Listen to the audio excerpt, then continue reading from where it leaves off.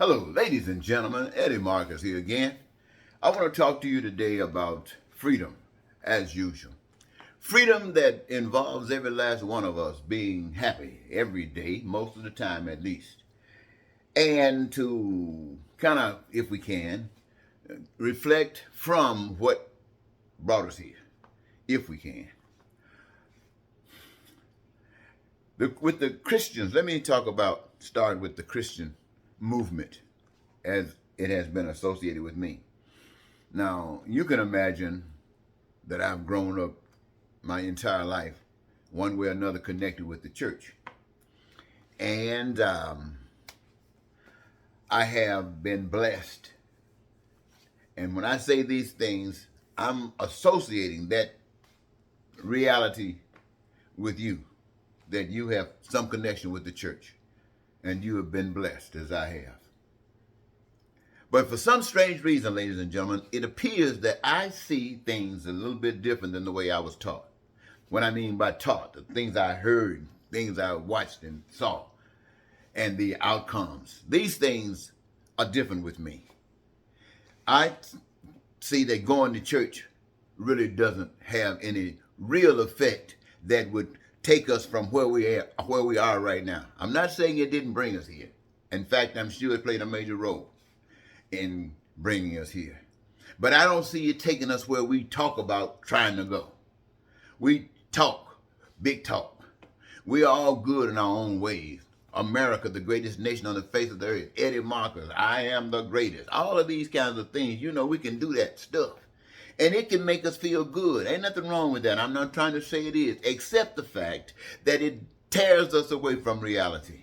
The things that I have seen, and I would like to say that I've been led by the Spirit of God. Why? Because I exist by the Spirit of God, and I am what I am.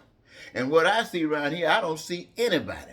I'm not saying that they don't exist. I say I don't see it. In other words, whatever they're doing, the effectiveness of it is just as vile as mine. It's not accomplishing anything as I can see it. Now, what do I mean? When I became a minister, one of the things I had to know is that I wouldn't be no minister just to be a minister. My mission was to make changes, come into a situation and make it beautiful, polish it up, let it blossom. That's my involvement in it. Not that it's totally me. It is incumbent that I and I alone take care of this. No, but play a major role in it. Maybe give a new burst of life to it. It might be the only thing that's needed, or it might be just one of the things that's needed. Yes, that's what I'm talking about, ladies and gentlemen. We are really living in some trying times. And for a Christian to talk about the most powerful power that there could possibly be embedded in a Christian, can you imagine the mega churches, thousands and millions of people talking about Christianity, talking about God, talking about Jesus, talking about the almighty, mighty, mighty, mighty, mighty, mighty, mighty, mighty? Can you imagine people talking about a God? A God, my friends, and they house themselves in buildings and singing songs and chanting this and smiling about this and paying money and tithes and giving donations and buying books and going back home and praising God about how blessed they are, how blessed they're going to be because they paid $1,000 planting seed today expecting this to happen. And all around us, my friends, hell is being built every day. Hell is being built every day, from the minute situation of evilness to the greatest. There could be none more greater than that murder that's happening over in Ukraine. And the world is watching it. Oh, the world is doing what the world is permitted to do in the realm of evil. They are doing what they are permitted to do. And what they are permitted to do is not enough to stop it. So we're not really trying to stop evil, we're feeding evil. I'm not condemning America. I'm not condemning what's going on. I am saying that there's something better. There's something called peace. There's something called prosperity. I was given a mission to say to you, ladies and gentlemen, that your way of doing things is not acceptable to God. I'm telling you, you mad with me for saying it? I know you're more righteous than me. That's okay. I know you love God and you got all those certificates on the wall, much higher than me. God, only mine comes from walking out of the military. Mine comes from being in prison. Those are my certificates. Those are the statements that I've said. I'm not walking according to the dictates of the devil's work. And how do I call this a devil's work? You look at it and see a guy named Musk. He has so much money. Now you think you might be able to get in. Invest on the train that he's driving. And you think you are going someplace. You are being led by a spirit, my friend, that's taking you so far away from peace. You might be chasing after prosperity. But I'm telling you, my friends, it's taking you right down the road to bondage. Because life is not on that road. And the reason anybody, anywhere in the world has amassed so much wealth is because they are heartless. They don't care about others. They care about money. And what they do is about making money. It is not about caring about you. And every one of them that got money, you look up, you glorify. They glorified Donald Trump because he said he had money. Don't show his tax papers to let people know what's real. He just said it. And people went crazy. Come on, well, he lied. I don't care he got money. He's a cheater. I don't care. Bring him anyway. He got money. We need him. Why? Because he will do for us what other folks who got money won't do for us. And he did. He tried to take over this country. And he has done a very good job in playing a role of dividing this nation. I mean, it was really, really divided already. But my God. And the churches.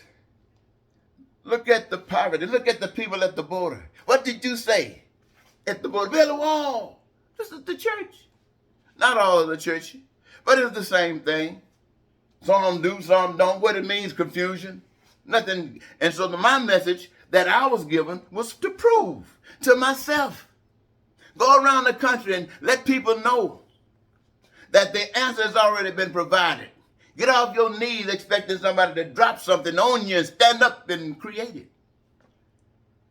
Yeah. It's a message for many, many years. And people are getting farther and farther away from that message. Nobody want to hear it. Look at how many clicks I got if you happen to be here still. 2, 3. Nobody wants to hear this. But it is about peace. It's about prosperity. It's about freedom. It's about joy of your life. It's about your dreams being fulfilled, about your needs, your wants, and your desires. And you don't have to, my friends, worry about suffering about those things that are essential for your survival. Nothing about it. You don't have to lie. You don't have to cheat. You don't have to steal. You don't have to kill. You don't have to be a hater. You don't have to be a racist, a bigot. You don't have to lie. Crime and violence, terror and war, elements of evilness. All over the globe. And what are you Christian people doing? Going to church, paying tithes, buying airplanes, separating yourselves from the demons that ride regular planes, you say. My God, what in the world do we have in this hell talking about God? Yes, I'm telling you, you're making me angry. Just knowing and reacquainting myself with the reality of what this lie is out here before all of us. It's a great big lie. A great big lie. Love is supposed to be the engine, greaser, lubricant, that's a better word, that makes this train go. Love. And all we're thinking about is greed. All we're thinking about what I can get. And people are hurting everywhere while you're robbing them, seeing what you can get, how vulnerable they are.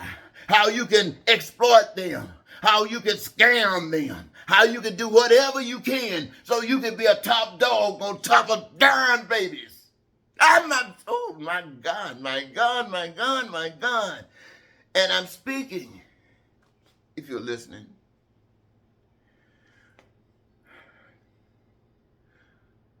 to a dying breed. You know, if you got a heart sometimes and you just mentally go into reality, it can break your heart, really, and make tears flow from within so others will know that you're weak, that you're not strong enough to fight down the hurt that you see for others. You can't contain it.